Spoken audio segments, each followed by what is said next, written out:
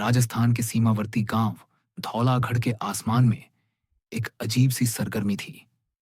गांव वाले समझ नहीं पा रहे थे कि वायुसेना के फाइटर जेट इतनी बार उनके ऊपर क्यों उड़ान भर रहे हैं। लेकिन सेना जानती थी कुछ बड़ा होने वाला था। भारतीय सेना के डिफेंस सिस्टम को अलर्ट कर दिया गया था।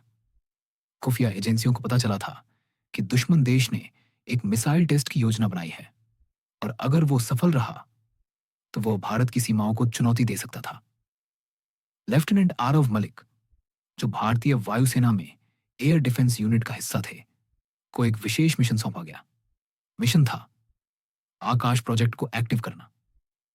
यह प्रोजेक्ट भारत के अत्याधुनिक made in India air defence system पर आधारित था, जिसमें आकाश मिसाइल, स्वदेशी रडार सिस्टम और एआई बेस्ड इंटरसेप्टर शामिल थे। जब दुश्मन ने देर रात एक बैलिस्टिक मिसाइल लॉन्च की तो भारतीय रडार सिस्टम ने कुछ ही सेकंड में उसकी पहचान कर ली। कंट्रोल रूम में सायरन गूंज उठा। इंपैक्ट इन 4 मिनट्स।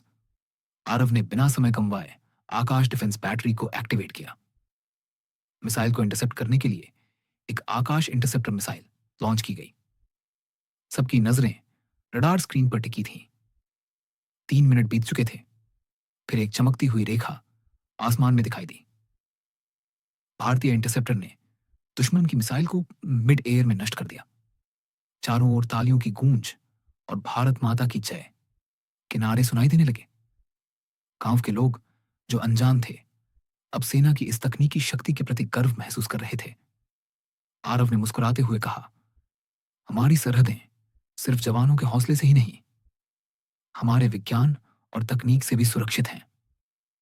सीख: भारतीय सेना सिर्फ साहस का प्रतीक नहीं है, बल्कि अत्याधुनिक तकनीक और स्वदेशी डिफेंस सिस्टम की ताकत भी है। अगर चाहें